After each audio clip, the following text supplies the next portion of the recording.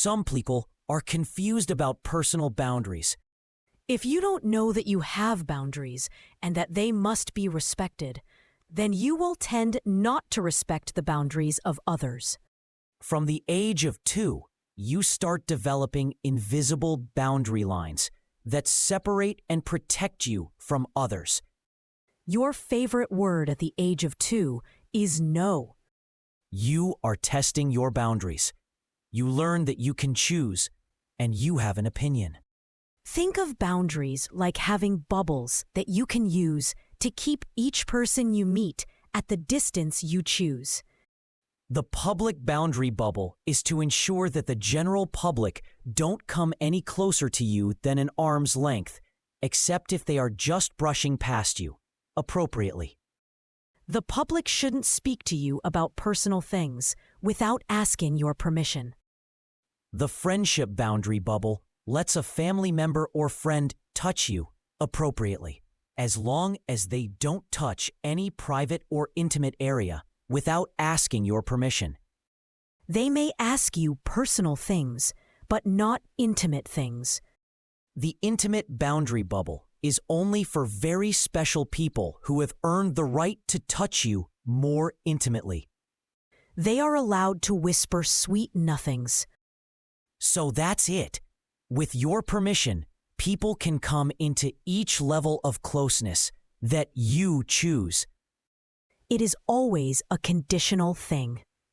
And if someone abuses their privilege, you can push them back 1 bubble or 2. Boundaries are about the freedom to be your own person.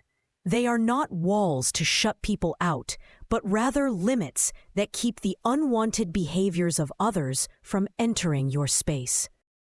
Jesus protected his personal boundaries and wouldn't let the multitude consume him. Luke 5 states, "But Jesus often withdrew to lonely places and prayed." And we see repeatedly where Jesus said no, when he needed to. Healthy boundaries are crucial to Christian life. Boundaries can be broken in many ways. Standing too close to you. Touching you. Getting into your personal living space, such as your wallet, your mail, or your closet. Listening to your personal conversations. Not allowing you to have privacy. Staring at you lustily, voyeurism, without your permission. Yelling and screaming at you. Name-calling, shaming you. When boundaries are violated, the effects echo through your emotions, relationships, and spiritual life. You may start saying yes when you desperately want to say no. Or you may shut down entirely. These reactions are not signs of weakness. They are signs of survival. When boundaries are broken, it causes confusion, guilt, and a sense of being responsible for things that aren't actually your responsibility. Anything that is a form of abuse breaks down your boundaries like a hole in your fence. You are left vulnerable and defenseless. Defensed. Some people know their boundaries are broken, but are afraid of rebuilding. If I set boundaries, I am being selfish. Wrong. Boundaries define freedom and appropriate behavior. It has nothing to do with selfishness, but rather your safety. When others set boundaries with me, it hurts me. Bad response. The inability to receive someone's no is proof that this relationship is unhealthy. You need to be okay with them saying no. And you also need to be okay when you start setting your own personal space. Relationships are balanced when they have togetherness and separateness. But they have done so much for me. Wonderful. Now you are setting out your personal space. If they love you, they will be glad of that. You are not trying to reject them in any way. If you are placing the guilt trap on yourself, then the relationship has become more of a hatred disguised as Christianity. For where your treasure is, there your heart will be also. Matthew 6, verse 21. Boundaries are permanent. No, they are not. You own your boundaries. You are open to change. If your feelings towards someone changes, Or a person repents and you give them a second chance. in rebuilding personal boundaries, you begin by noticing your feelings, needs, and limits. What drains you? What restores you? What feels unsafe? What feels respectful? This helps you plan your limits. Things you can let in a little, things you would let in a lot, and things you wouldn't let in if you could choose. A boundary is generally expressed through a simple, honest no. And don't apologize. Jesus is quoted as saying, all you need to say is simply yes or no. Anything beyond this comes from the evil one. Matthew 5, verse 37. Don't say no harshly or defensively. To say no is not a sin, regardless of who the other person is. There is no guilt attached to protecting yourself. And honoring the image of God within you. If you fail to reset your boundaries, you are telling those people who invade your space then it's still okay, that you accept them, and that they can keep doing it. This is clearly not as God intended. Nehemiah wrote, "Then I said to them, you see the trouble we are in. Jerusalem lies in ruins, and its gates have been burned with fire. Come, let us rebuild the wall of Jerusalem, and we will no longer be in disgrace." Nehemiah chapter 2. To enforce your boundaries will be hard at first. The most important thing is to realize that you are allowed to do it and are supposed to do it.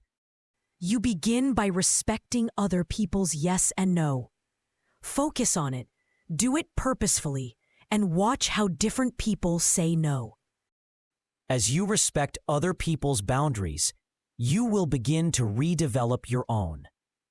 Matthew 7 is clear. So in everything, do to others what you would have them do to you. Attention.